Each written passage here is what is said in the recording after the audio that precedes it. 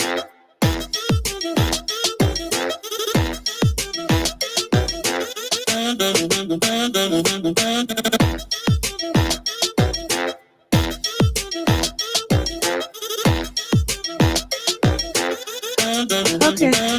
All right, we are back. Be a voice, Wisconsin Voices with Wisconsin Voices. Just me and Joe today. Hello, Joe. Hey, what's up? I am Tamika Vukovic, co-executive director of Wisconsin Voices, and we have Joe Dre, policy director for Wisconsin Voices. We want to first thing we want to do is give a huge shout out to Latoya, whatever her last name is, depending on what day it is. It was her birthday on Saturday. Happy birthday, Latoya. Happy birthday, Toya. Oh, it's your birthday. And our other co-host, Brian, he is feeling under the weather today, so I hope he feels better. Lots of stuff going on. We got a week and a day before Election Day. Today, we're going to continue our series on interviewing candidates that are on the ballot.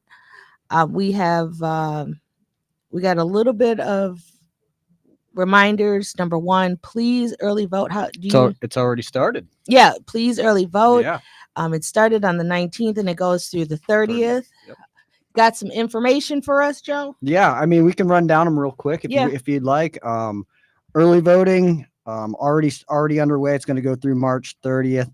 So the Zeidler Municipal Building, the Capitol Drive Voting Center, which is on the southwest corner of 60th Street and West Capitol Drive, and the Zablocki Library. You can vote there weekdays from 9 a.m. to 5 p.m., Saturdays from 10 a.m. to 2 p.m., and Sundays from 12 p.m. to 4 p.m. You can also vote at the Washington Park Library, the Tippecanoe Library, and the Good Hope Library, weekdays from 12 p.m. to 5 p.m. and Saturdays from 10 a.m. to 2 p.m.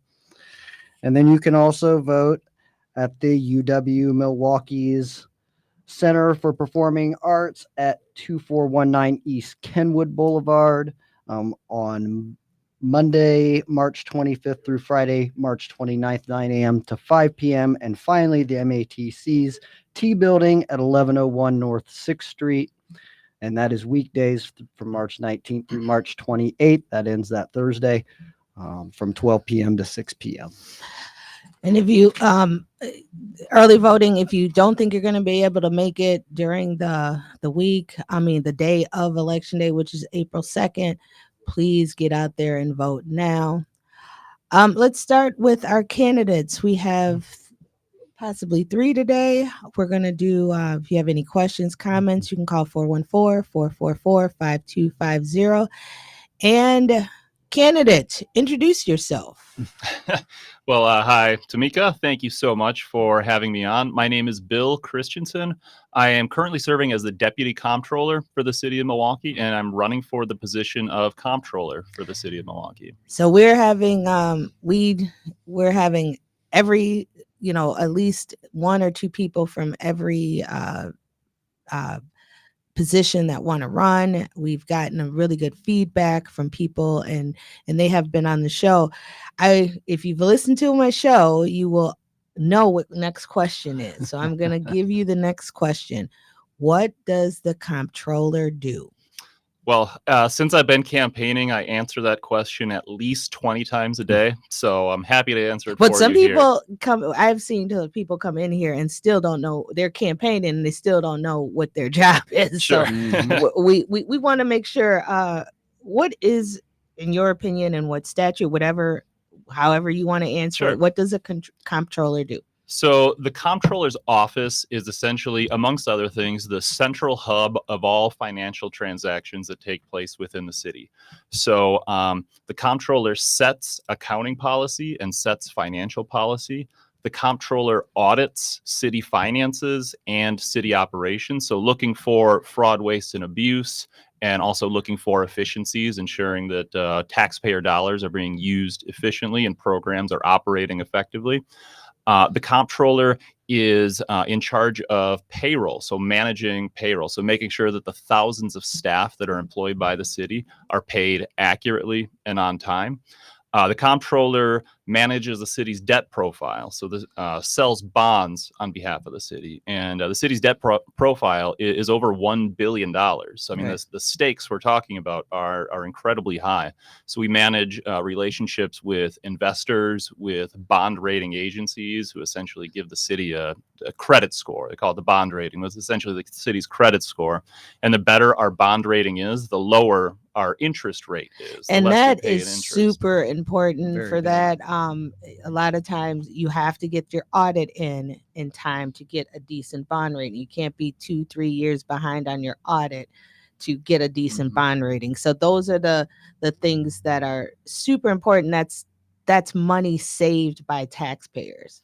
Yes, and so the city has, due to its kind of structural budget challenges, the financial challenges that we've been facing over the last number of years, has experienced a couple of bond rating downgrades. So that has led to increases in the cost of our borrowing relative to if we had stayed at where we were or even improved our bond rating. With the passage of Act 12, which was legislation that, amongst other things, gave the city the ability to enact a 2% city-only sales tax, also came with a one-time increase in shared revenue, as well as structural ongoing increases in shared revenue, which is essentially a transfer payment from the state that was kept flat for over 20 years. So I think that, and then addressing the pension problem. So the city's pension problem, which had experienced some shortcomings, shortfalls in terms of our unfunded liability. The Act 12 soft closed the pension plan. So somebody like me that's been with the city since 2010, I'll still be with the city's pension plan. But somebody that starts with the city as of January 1st, 2024, they're on the state's plan. So those three things, the sales tax, shared revenue, and addressing the pension problem, that has at least stabilized our position in terms of our bond rating, and we've been taken off of negative outlook by the bond rating agencies. So we're not imminently facing another downgrade. But I think, like you mentioned, they want to see years of an improved financial situation, and they want to see it in our audited financial statements, not just, I can describe to you what Act 12 did financially and talk about the benefits that it'll bring to the city. But I think until it's actually, showing in our audited financial statements, the rating agencies are going to be a little reluctant to upgrade the city. It has to be implemented, and even in your job, and let me be clear, the job of the comptroller is take those funds. Like, there was specific things that were supposed to be done with this 2% increase, and your job is to make sure that those 2%, the monies go to what they specifically asked for, which was, I think, to do the help with the retirement system. What were the things again? Yeah, so up to 90% of those funds can be spent to pay down the city's unfunded pension liability. And the rest goes towards increasing our sworn strength for police and fire up to prescribed levels. Right. So yeah, I mean, I think our office is going to be involved in that, but I do think it is a citywide effort. I think that the city is together on this. I mean, I think there's a recognition of, more addressing our pension problem. That's the responsible right thing to do from a short-term and a long-term perspective. And, improving public safety, I think, is something that's in all of our interests. So yes, the comptroller's office plays a role, but I do think it is citywide, and it's a citywide effort. And when I say, so I want to make sure that people understand, and that it's a wraparound kind of allocation of this. When the mayor comes in, he comes in with a budget. He gives his budget to the common council. The common council then looks at the budget, does adjustments, whatever they feel they need to do, and then they'll pass the budget and they allocate monies. Now, what the comptroller does is also looks at what that budget is, making sure that they're allocated to the right departments, and that there's oversight per se. That is a simplistic, I think, view of how this is a wraparound way. So when you're voting for your mayor, when you're voting for your alderperson, when you're voting for your comptroller, when you're voting for your treasurer, all these people have to work together in like a holistic view. 414-444-5250 if you have any questions for Bill Christensen. Bill, let's talk a little bit about you and your background. We want to know who you are as well. I mean, there is like, give us you, like, if you had to, not as a candidate, but just who you are. I mean, Sure. Who's Bill? Sure. So I grew up on the southwest side of Milwaukee. I am the son of an MPS teacher and a Milwaukee firefighter. She was a firefighter. No, just kidding. No. My mom, she taught first grade over at Fairview Elementary, and my dad retired as a deputy chief with the Milwaukee Fire Department.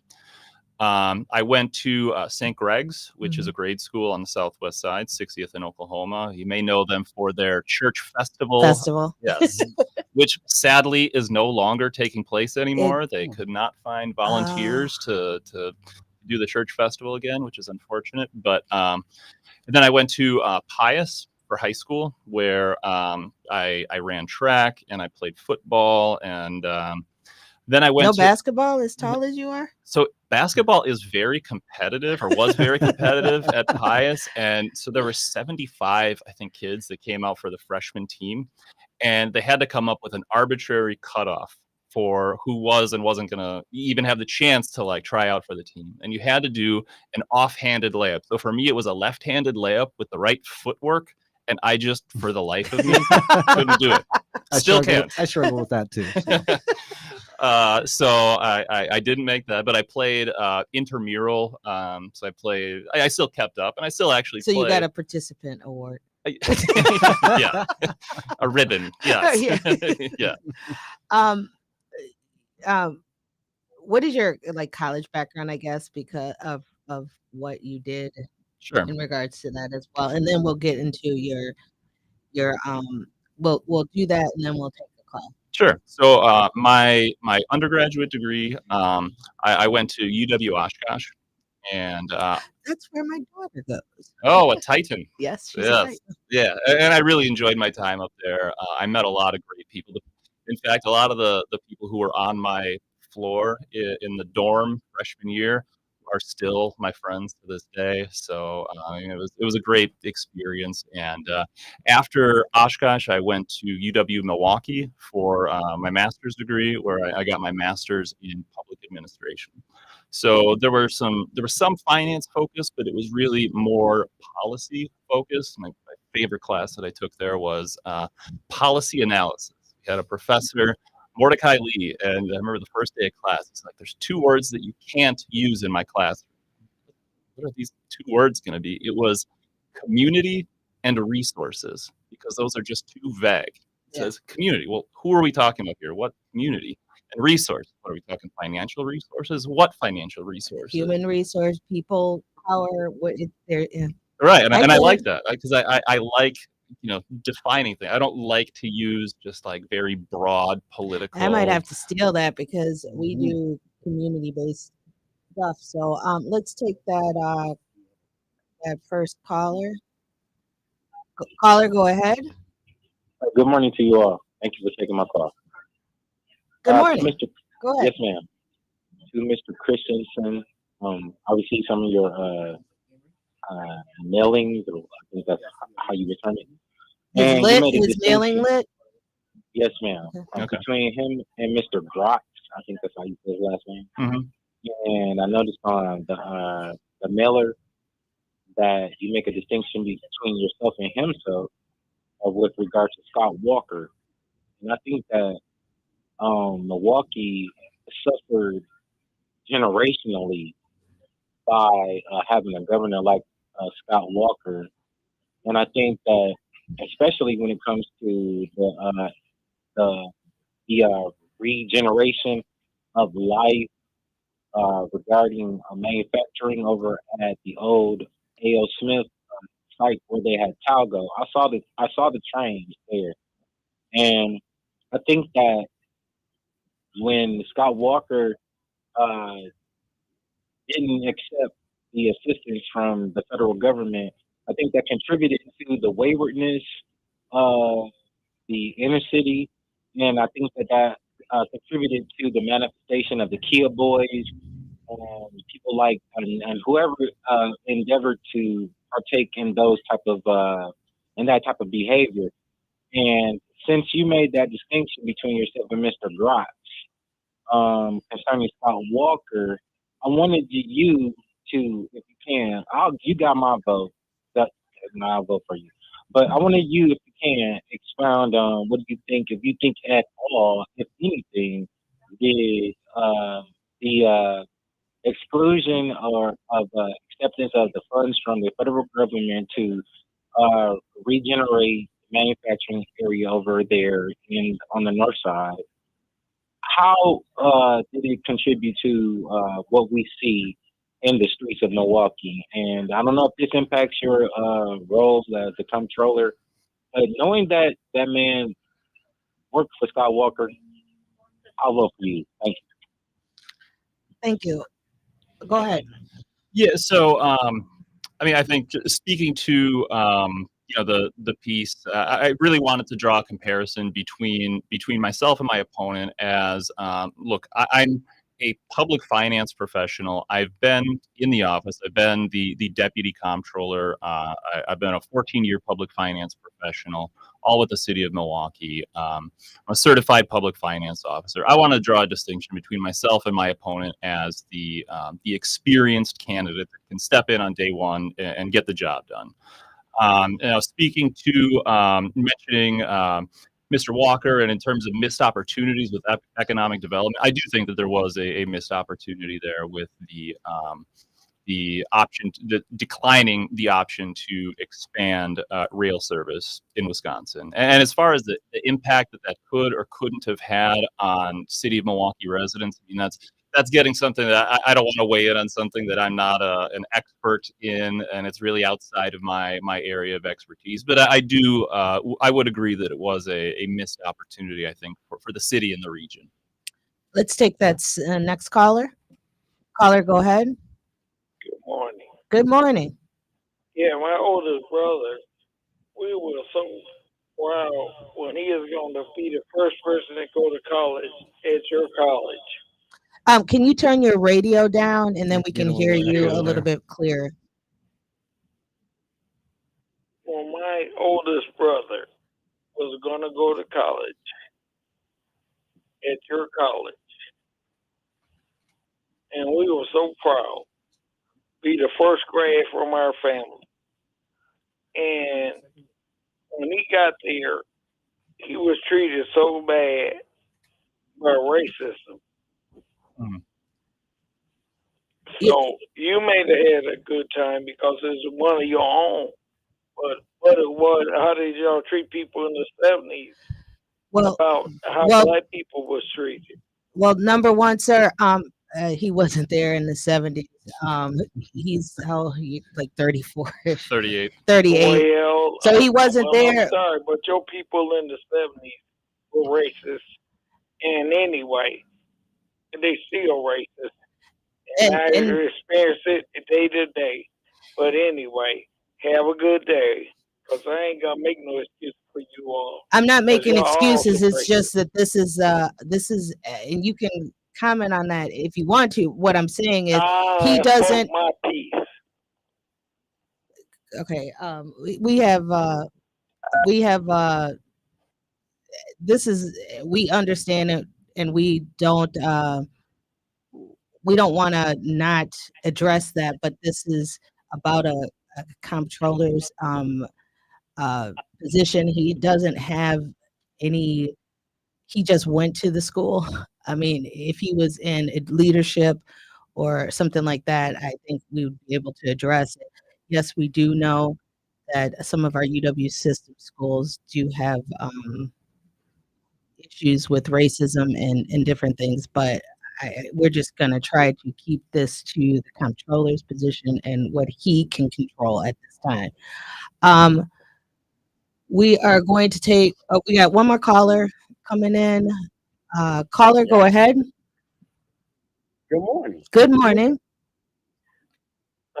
How you doing, Mr. Bill? I'm doing great. How are you? Okay, so you're the deputy. Hey, this is Mr. Spruer, by the way. Hello, Dad. What's going on? Yeah, and so for all the listening audience, the comptroller pretty much controls the bag, and I'm gonna stop here.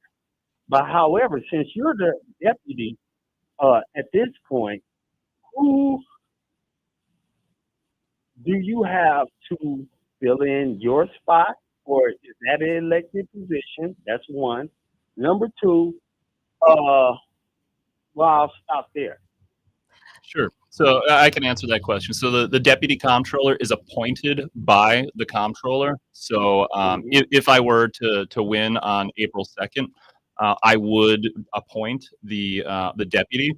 And I'm honestly, the campaign has been incredibly busy and stressful. And while it is something that's on my radar, certainly I've given some thought to. I really haven't made a selection as to who that deputy would be, but I think there's a lot of strong candidates out there. And is there a process? Me. So right to the feet of the mat. As it relates to the Chicago thing, I worked on that as it was the Brownfield site back in the day with Pam Fenton, Good Jobs in Liverpool neighborhood. Yeah. Is there a way? I'm listening.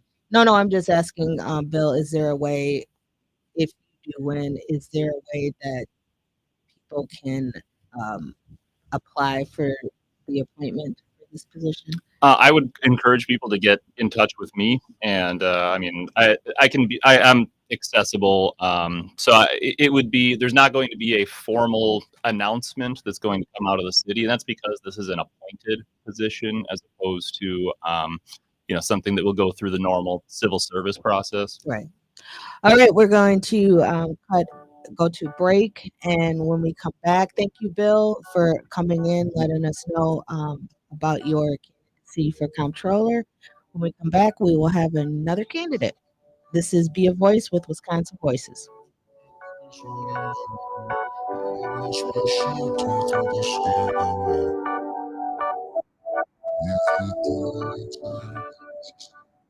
Please join Wisconsin Voices every Monday, Tuesday, and Friday. We will be focusing on community partnerships, voter education, and long-term collective impact for all Wisconsinites. Did you know that voter education includes women and men that are currently incarcerated? While they cannot vote, the fact is they have family and friends who can vote. Expo has been contacting these men and women with accurate information on who is eligible to vote. At Expo's People in Politics events, we engage our local communities in discussing important issues. We educate the people in our community on what unlocked vote means and how voter disenfranchisement disproportionately impacts people of color, excluding thousands of people in Wisconsin from voting. Expo has trainings on state budget process and how legislation is crafted and passed. For more information, please visit our website at expowisconsin.org. And remember, you have a right not to remain silent. Wisconsin Voices' 3 pillars: protecting democracy, teaching advocacy, building community. You're listening to Wisconsin Voices Be a Voice Radio. Follow us at BAWI Voice and learn more at wisconsinvoices.org. Be a voice. Be a voice. Be a voice. Be a voice. Be a voice. Be a voice. Be a voice. Visit wisconsinvoices.org. Visit wisconsinvoices.org. Visit wisconsinvoices.org and learn more on how to be a voice with Wisconsin Voice. Hello, and we're back. Be a Voice with Wisconsin Voices. So we got the comptroller. We got the comptroller, and I think we had both candidates for the comptroller. Now we are going back to the alderman position. Introduce yourself. How's everybody doing? My name is Rahanio Boynes, and I'm running for the 4th Automatic District. If you don't know the boundaries, that is from Prospect to 35th Street and between Valete and St. Paul, and most people know me as artist and entrepreneur, Ray Nitty. Respectfully, no relations to Frank Nitty. Well, I just wanted to say, because say your first name again. Rahanio Boynes. Rahanio Boynes. Boys. Rahanio, yeah. And I wanted to strictly let you know, people know that because they see that name and they don't necessarily know. But when you say Ray Nitty, oh, I Yes, know ma'am. that person. So I Yes, guess ma'am. why? What made you? Well, we'll ask you that a different time. But I'm going to ask you my question. Yes, ma'am. What does an alderman do? To me, an alderman is a liaison for the constituents that they represent, and they're supposed to listen to the needs of the people in the community, residents, business owners as well. And based on that, whether that's potholes, uh, parking issues, trash issues not being picked up, but they're a service to the constituents that they represent. I think one of the what made you decide to run? I know you've been in the community. Well, let's go back to kind of tell them who you are. As we go through these, we know these names or we know Hmm. people and their name on the ballot, Hmm. but kind of give a little bit about your background, Hmm. your connection to Milwaukee. So Milwaukee was special to me because originally I was born and raised in St. Thomas, the U.S. Virgin Islands, and my mom was in a abusive relationship. One morning, I woke up and saw my dad with a knife to my mom's throat. And that was her breaking point where she was like, hey, we're getting out of this situation. We're leaving the islands. We're going to go to Milwaukee. My sister was here with her husband. Um, he was at MSOE. So that's how we ended up in Milwaukee. But Milwaukee has always been like a safe haven for me, a place that accepted me as one of their own. I went to Riverside University High School. I also attended John Burroughs Middle School for 8th grade. And through Riverside, I met Reggie Moore and Charlene Moore for Urban Underground, where I credit them with finding my voice. You know, a lot of young black men and women as well have these traumatic experiences that they live through on a daily basis, but they don't ever have the outlet to to discuss, talk about these traumatic experiences that they hold in so much. And some of those effects were showing in high school, and I guess Reggie Moore and Charlotte Moore saw that, and I decided to go through Urban Underground, where I met Quabanon Nixon and Muhib Dyer in the poetry writing session. And they was like, brother, whatever it is that you're dealing with, write it down. And don't recite it if you're not comfortable reciting it, but let you writing it down be your therapy. And when you are comfortable with reciting some of these things that you have been dealing with, let that be your healing. Um, I also serve on the Bronzeville Advisory Committee. I was appointed by Alderwoman Malele Cox. I also sit on the Milwaukee County Arts Board. I was appointed by Marcelia Nicholson. And most people know me from the song Bow. It was phenomenal in the city. Milwaukee took that song all over the world, and I was able to travel the world because of that. Performed for our troops overseas in Iraq, Afghanistan, Kuwait, a bunch of other places, and now using my platform and influence to do something greater than myself, and really help transform the city, shift the energy in the city. Reggie Moore told me, um, Ray, we're proud of you and everything that you're doing, but you can't change the room if you're not in the room.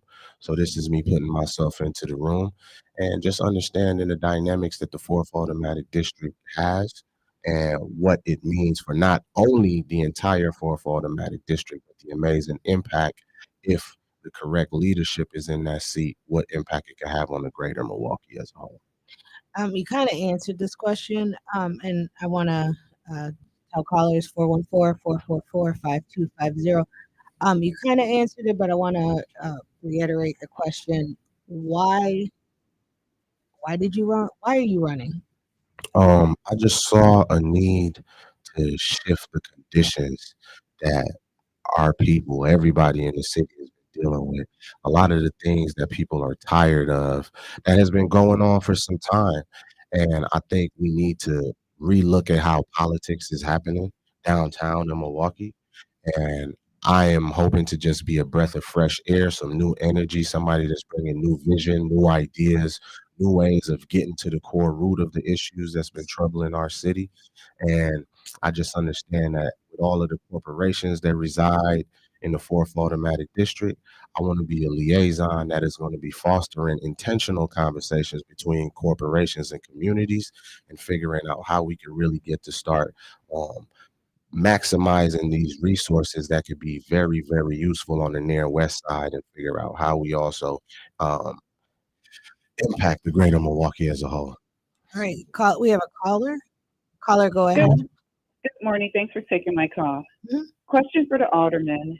Who is responsible for the city trash that's in the boulevard? And if a light, like the red, green, and yellow light fixture gets taken down by the cars, is that an alderman issue?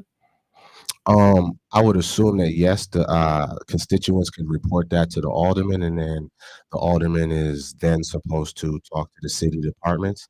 I would say that's probably DPW. That Go ahead. No, So it's as so an alderman, would it be something that you would put on your platform to make sure that you walk the neighborhood to see what's missing, how dirty it is, and do something about it in advance versus the residents? Absolutely. Because what I have is, I call the alderman, the phone is always busy or they're never returning calls. I just want to know what will separate you if that is a responsibility of yours to make sure that that happens for a cleaner Milwaukee. Yeah. And good luck. No, thank you very much, and I appreciate that question. Things that we've already been doing on a weekly basis is weekly neighborhood cleanups. And because we do see all of the trash in the city, we teamed up with organizations like Black Man Build and the Promise Keepers as well. And every Saturday and Sunday, we out there cleaning up, and we try to get as much of the neighbors involved as well. We do think it needs to be a cultural shift as far as it comes down to the littering that has just become like normal in our city. So we're really trying to show folks like, hey, we're trying to create new healthy habits in the city of Milwaukee and using the fourth automatic district as a case study. This is what it's looked like when you're intentional about being out in the community on a weekly basis, not just when it's too far gone. So we want to create and show that right away. And I want to do weekly neighborhood walks as well and really starting to get to what the concerns are of the folks. And that's the only way, in my opinion, that you can really get to the true needs of the concerns is if you're out there on a consistent basis and talking to the folks and really understanding what those needs are and listening to understand, not just listening to respond. So, yeah, definitely look forward to being in these communities on a consistent basis. And as far as access to the alder, I do hear those stories all the time about folks not having access to their aldermen. But I'm somebody that wants to have every 3 weeks open office, whether that's in person or via Zoom. Go ahead. I'm sorry. no, this is your time. We communicate high level, so no, this is your time. One thing I want to clear up. You are on the ballot to be the alderman for this district. So I don't want anybody to blame you for anything that's happening or give you credit for anything that's happening. It's just one of those things. I want to make sure that you are on the ballot. You are trying to be the alderman for that district. Correct. And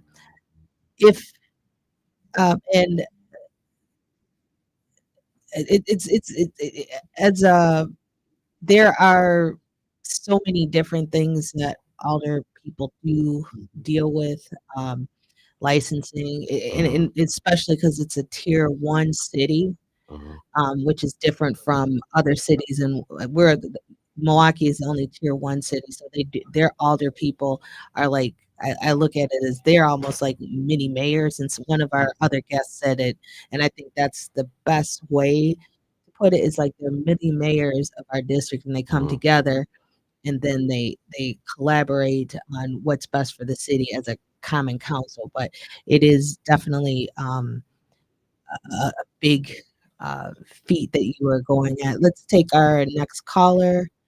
Go ahead, caller. Yes, good morning again, Mr. Mika. Good morning. I normally don't do this, but Mr. Ray Nitty, Yes, sir. right? Yes, sir. Ray Hanyo Boyne. That's good. That was real good. That was real good. Appreciate that, sir. can read somewhat. I'm some dumb, but I ain't plumb dumb. But yeah, man, I wish you. I just want to tell people that can hear me. This man is a good man. His opponent is tough. I'll keep it real. Uh, but this man is a good man. I seen him do work when I was, on vacation or whatever. Y'all can call it what you want at the university, as they would say, and we was doing COVID work. Yes, sir. And so on and so forth. And but I just want to say this man is a change you can trust. Man, I But appreciate that. he has a tough opponent, and I just want to put my community in the best position to succeed. And that's all, man. I love Mr. Nitty. Man, thank you, sir. Thank you very much. As someone who actually lives in the fourth automatic district. Oh man, Oh, wait a minute now. This Okay. is good. Just what do you see as some of as the main, like your top issue that's facing the fourth automatic district? I know there's a lot of different issues in different districts. Where I work up here, near Capitol Drive, they have their own set of issues, and in the fourth, I think we have our own set. But what do you think is? So that's an amazing question because, as you know, the district is very diverse. So you have a diverse group of needs. I would say on Highland Boulevard, right? Brother Alex on 33rd and Highland shared with me is like, yo, man, I really would love to see the reckless driving curb. And he wants to see more of those bump outs and the traffic slowing measures in that area. On 27th and State, you'll have folks say, hey, man, we really need to figure out more resources for folks suffering from substance abuse, alcohol abuse, mental health issues, and so forth. And then you have folks on the 31st and Juneau area that wants to see more public safety measures in place. And then you also have folks on the Kilbourne and the McKinley area that wants to see things like more things for young people to do, more family oriented things for them to be able to take advantage of. People want to see more restaurants that you could sit down and have a meal with your family. And I think what's important is to do an in-depth analysis of what all of these different needs are and what all of these different asks are, and then see about what corporations are already in this district as well, and say, hey, how can we have some intentional conversations about getting to the bottom of some of these needs and concerns. So I would say it's a very, very diverse group of needs and concerns that folks would like to see. And I'm just trying to make sure I'm leaving no stone unturned and knocking on every door if possible. Sometimes everybody isn't home at the same time. So we just got to keep going back out there and then the trash as well. People do want to see the littering decreased. And as I state, they just really want to see more access to the leadership as well. That's been something that has came up tremendously. Folks have said, like, the challenge to me, this is me being transparent with you all, folks have specifically said to me, how do I know if I support you that this wouldn't be the last time that I see you or hear from you or even be able to talk to you?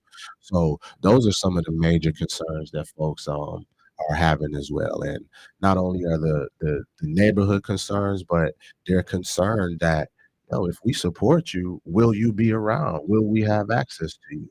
And those are some of the things that people are asking. I actually believe no matter whether I'm not saying win, lose, whatever, you are always going to be part of our community. So thank you. Thank you. We will remember Election Day is April 2nd. We're going to take a break. This is Be a Voice with Wisconsin Voices.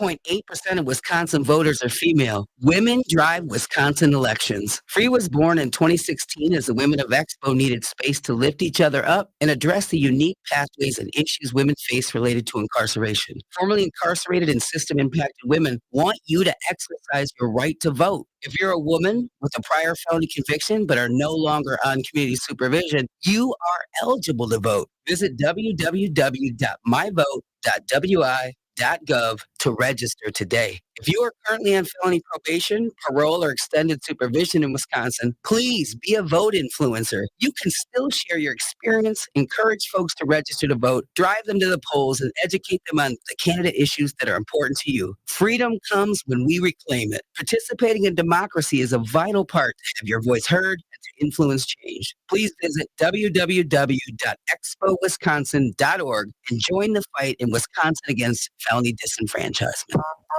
Hi, my name is Tika Vukovic, Co-Executive Director of Wisconsin Voices. Please join Wisconsin Voices every Monday, Tuesday, and Friday. We will be focusing on community partnerships, voter education, and long-term collective impact for all Wisconsinites. Wisconsin Voices 3 pillars: protecting democracy, teaching advocacy, building community.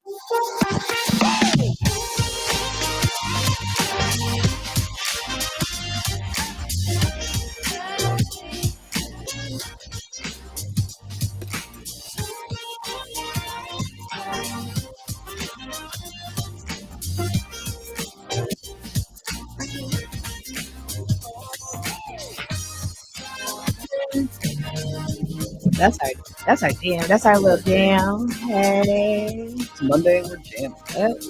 you know, WNOV always takes care of us. They do us right. We over here bouncing. But Devo, I just wanted to say good morning. We got people, Keon is MIA for today, but we want to say thank you to our what do you call this? Our producers for today, our board operators.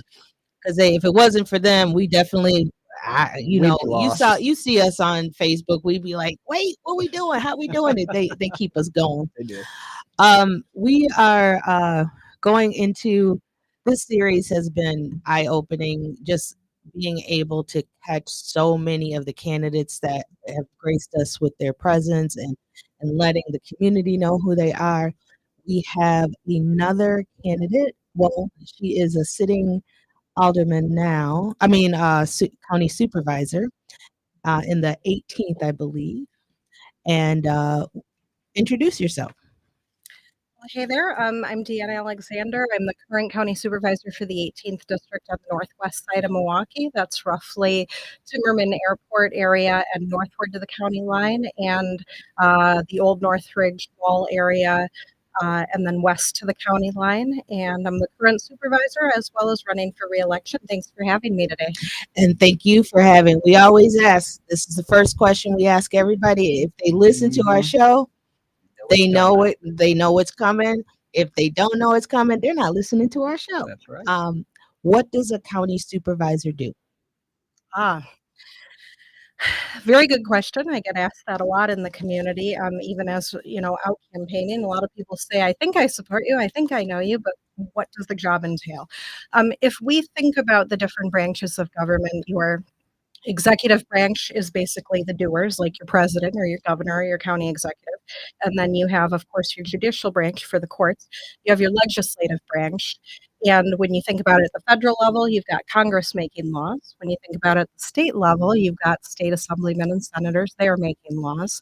At the county level, your legislative branch of government is your county board of supervisors. So the fast answer is we make policy, but we also serve as sort of voices for our constituents that may be having a concern about how county government is run. If something's going wrong, need a new policy, a new plan, a new direction, we get involved at that level as well. And on a side note, if you would like to know that, we are doing our Wisconsin Voices Civics 101 class. That is something that we do present in our Civics 101 class. We're doing it on Wednesday at Youthful Pathway from 6 to 8. Go on the website, click on it, sign up for it, and we give you all that information. We do a 2 hour like kind of power session, which is exactly what you just talked about. So, um, you have been super. Let's we like to go on. Who are you? What are you? You know what your person is, and then we'll go in a little bit because you've been here a while. Um, who are you? Like, who is Deanna Alexander? Well, thank you. Good question. I think we all continue to evolve over time, and I am no exception to that. So, before I fully dive into that, let me give a little bit of a timeline layout, if I may. Yeah, it's Um, about who you are. You know where you come from, where you from. This is your Yeah. time to kind of introduce yourself. Awesome, thank you. So, um, I have been county supervisor for about 10 of the last 12 years. And I put it that way because I came into office in 2012. I left in 2020 to honor a term limit oath. So I was not the supervisor for 2 years. And then I was reelected in 2022. And I think that who some of the voters know me as is a little bit of a different person back then because my outlook on politics has certainly changed over the years and what is good for our county and how things should be done. Um, and so while I am uh, consistent with my core beliefs and who I am as a person, my way of working has changed over the years, and that's really important for voters to know as they continue to get to know me. But so I was raised in Southeast Wisconsin. My mom was a registered nurse, and my dad was a car salesman. Um, when I was a kid, my dad got involved in drugs and was arrested for allegedly selling cocaine, and he went to prison. And so a big part of my childhood was spending every Saturday up at Waupun or whichever place they transferred to him to go with my mom to visit my dad in jail. I mention that as part of my upbringing because I think that there's a lot of people out there who have these types of issues in their family, have to deal with it. And sometimes when you're in that situation, you feel like the people in power or the people in positions can't relate. And I want people to know that I have had that life experience. So, So dealing with I'm sorry to interrupt, but dealing with the issues with the county jails and the different aspects of it, you feel like you bring a like not a personal, but you can look at it and see the stakes of for the families.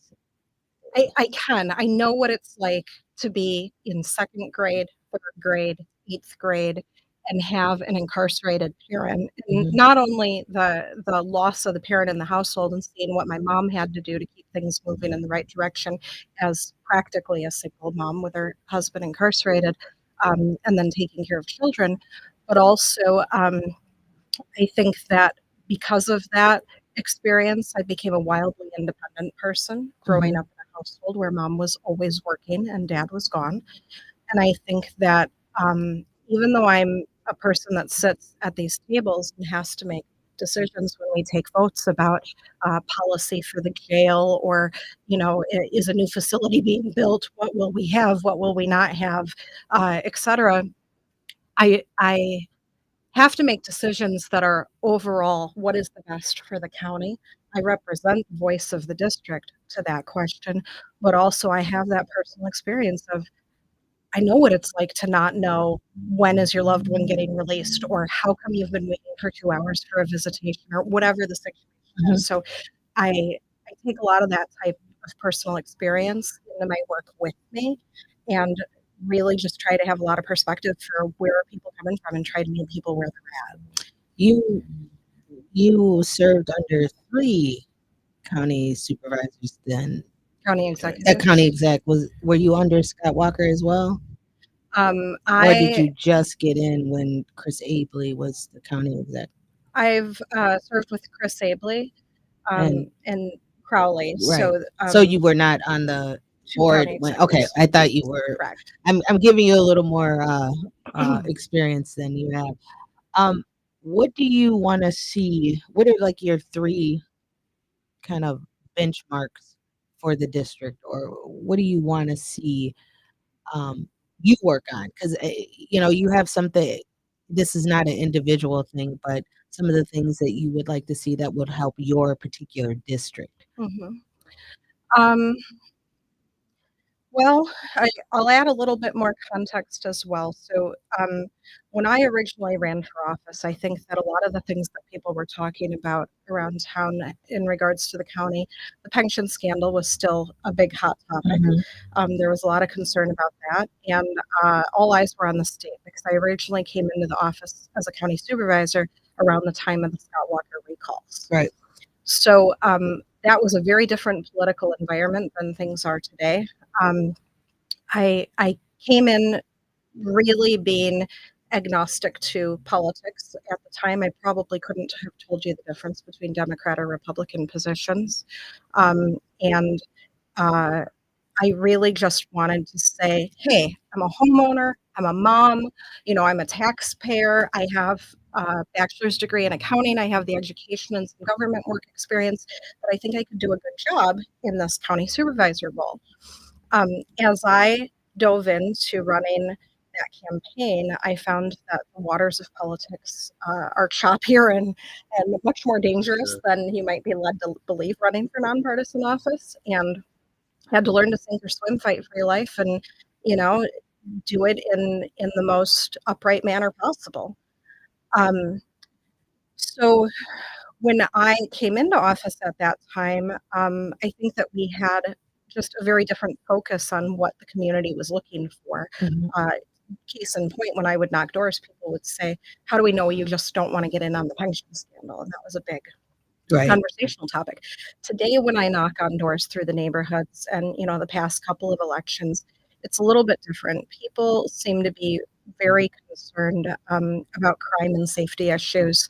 They're tired of homes being broken into, cars being rifled through, things being stolen. So, making sure that neighborhoods are safe is absolutely a top concern. Making sure that traffic is safe is a top concern. There's lots of stolen cars, hit and run accidents, things like that. And then I think that taxes are a concern for people. A lot of people can't afford continuous tax increases. While I won't take a pledge to never raise taxes because I hope if the voters elect me, they want me to make an informed decision on a case by case basis. I'm not one of those people that says, let's do this and this and this and this program and then overload ourselves with programs and spending. And then we have to raise your taxes, but we have little to show for what happened. It's we do have to we like I have to give you a little bit of credit. The how you got back into office, you gave you didn't run for your seat and someone else got in, and then you did a write-in campaign to get your your seat back. So I have to give you kudos and props for that. Thank you very much. Yes. So I took a term limit oath. Might have been a foolish thing to do at the time, but I thought as a newcomer to politics a decade ago that it was the right thing to do at the time. So when my 8 years came around, I declined to run for reelection. A lot of people talked to me and said, "Oh, Deanna, you're one of the good ones. You do a good job. Stay safe." And I said, "I can't for exactly that reason. We all hate lying politicians. That's why politicians get a bad name. Why would I consciously say, well, I made this promise, but it doesn't mean anything now?" I said, even if I know that staying would be best for the community, I would like to do it capable, blah, blah, blah. I have to leave to prove a point. I never tell people who I'm voting because I'll say I'm leaning this way because if you hear some information and you hear something that's in a committee or somebody testify and you end up changing your mind, then all of a sudden you're a liar. So I kind of get that. That's really smart. Yeah. You only say what you're leaning towards and you're saying that you made an oath when you first started and you wanted to I wanted to honor that honor oath. that. And even if people didn't know about the oath or didn't remember it, I thought it was important to show that I operate with integrity. If you call me out, you call me on the floor, chances are I'm going to defend myself or admit where there's error. And so that was a situation that I never, ever, ever wanted to be someone that could say, you promised this in writing to us, to the community, and you didn't follow through. So I left. Mr. Russell Goodwin came into office at that time unopposed, was elected. he and I had a decent working relationship, and as the outgoing supervisor, I said, "Good luck to you. Congratulations. Do a rock star job. I'm here if you need me. If there's any way I can be of service, let me know." And the second part of my message to him was, "I hope you do a great job. But if you don't, and something changes, and it's not going the way that it should, I'll be back. Please don't make me do that." So fast forward 2 years later, I saw enough things going on or not going on that decided to see if the voters would have me back. And I let people know I have fulfilled the oath. Somebody else in the community came up. Would you like them to continue or shall I return? And ran a writing campaign. The voters asked me to come back. So we're at the end of that term now, and things have gone well. I think that the county is in different ways moving in the right direction. Sometimes it doesn't always feel that way, but uh, we are moving in the right direction, and I'm glad to be back, and I hope the voters will consider me again to continue serving. We have a couple of minutes left. If anybody has a question, 414-444-5250. Um, there is, I guess, as we talk about county, which is transit, which is parks, which is, I call them the quality of life issues. Um, what is the one thing in your next term you would really like to work on? Not necessarily for your district, but in general, like something that you would really like to see happen. Thank you. I've worked on a lot of things over the years that I'll call the unsexy things. A lot of times I'm not the gal you see on the 6 o'clock news. I'm not always at the podium saying, look at the great thing I did or legislation I wrote, all that.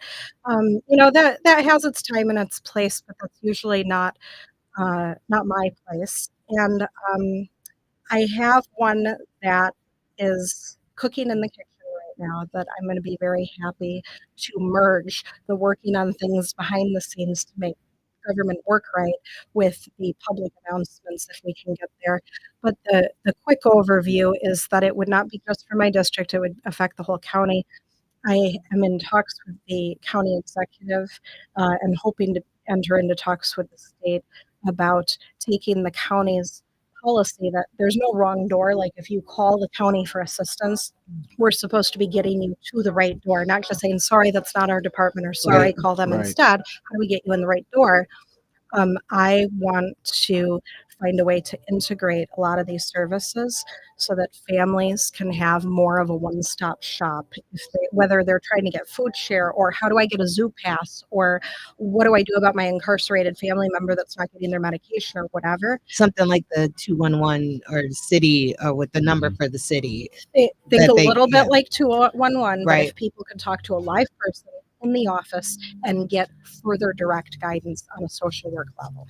Well, thank you. You are running for District 18 County Supervisor Deanna Alexander. Thank you for being with Be a Voice with Wisconsin Voices. We will see you tomorrow. We will be here. It's probably going to be me and Joe and Brian again. Maybe Brian is sick, maybe not. We'll Maybe see. it's just us. Take care. Good Monday, everyone.